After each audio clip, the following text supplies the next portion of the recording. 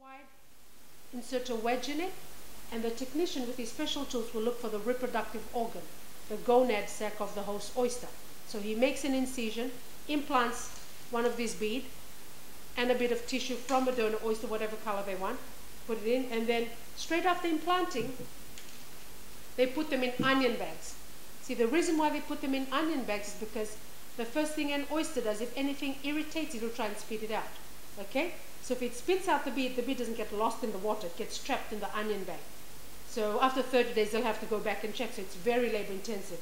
So the ones it spits out the bead, they'll put them in special lines where they know it's going to form the kashi pearl. See, the kashi, it's more like this pearl. It's more irregular, flat. So the Japanese value the kashi more. They'd say it's more closer to a natural pearl, because maybe a grain of sand or a bit of a worm got stuck in there. Whereas the ones that retains that bead will form its own unique pearl.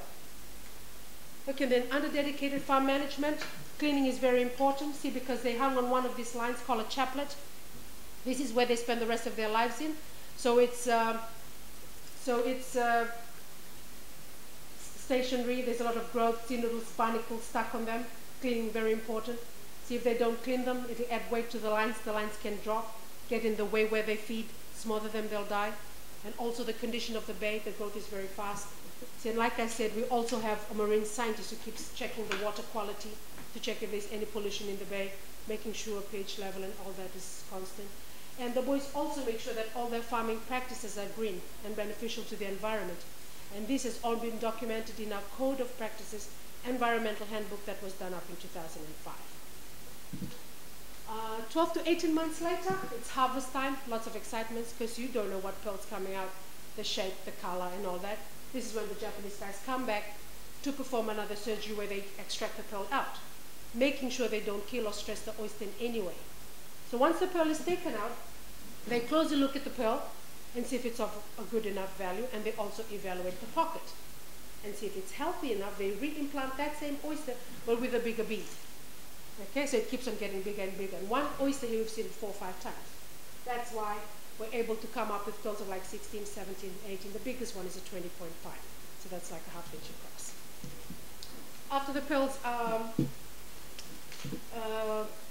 harvested, they're brought back to our headquarters here where we have a few graders. They wash them in spinning barrels in solutions of salt and water. And then the different gradings, the different shapes, different colors. Perfect rounds. A lot of people, when they think pearls, they just think it's perfect rounds. No, it comes in different sizes, shapes, teardrops, baroques, keshis. And then gem quality is the highest grading. Can be any shape, as long as all the sides are equal. Last is very high, no marks and scratches. We have A and Bs. They have slight marks and scratches, but most of the pearl is clear. And then our lower grades are Ds. Why they're lower grades? The birthmarks on them are very visible, and they have very low last star. After the pearls are washed, graded, and color separated, about 85% of our raw pearls is sent to our sister company, sent to Japan. That's where we have our J Hunter Fiji Pearl auction. And the J Hunter Fiji Pearl auction is a small exclusive auction, see, with a select few people that we've invited from all over the world. It's not like an open door thing where you can just walk in. It's just a few people that we've invited, and these are some of the people that come to our auctions. We even have Mikimoto buying from us. And at the auction, see, the pearls are divided into 80 different lots with about 30 to 40,000 pearls. See, here in Fiji, we try not to overproduce.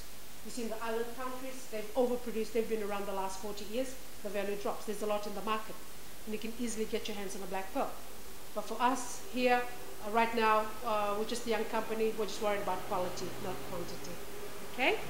And then what happens at the auctions? The interested parties come and look at the pearls over a course of a day. And then at the end of the day, there's a silent auction. And then interested parties bid on the lots of pearls they wish to purchase. And from our auctions in Japan, see our pearls and Asia.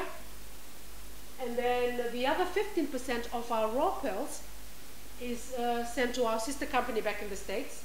They have a few jewelers in Seattle who does the settings for us. See, the thing is, we wanted everything to be done in Fiji, but there's no jeweler who could set on diamonds, yellow gold, and all that. And because of the value of our pearls of higher value, we needed something to go with it. So that's the reason why I sent back to the States, brought back here. You can find it in our showroom here, and other high-end resorts around Fiji, and it's sold exclusively implant stores around the BG. Okay, that brings us to the end of our presentation. So, any questions? Renata.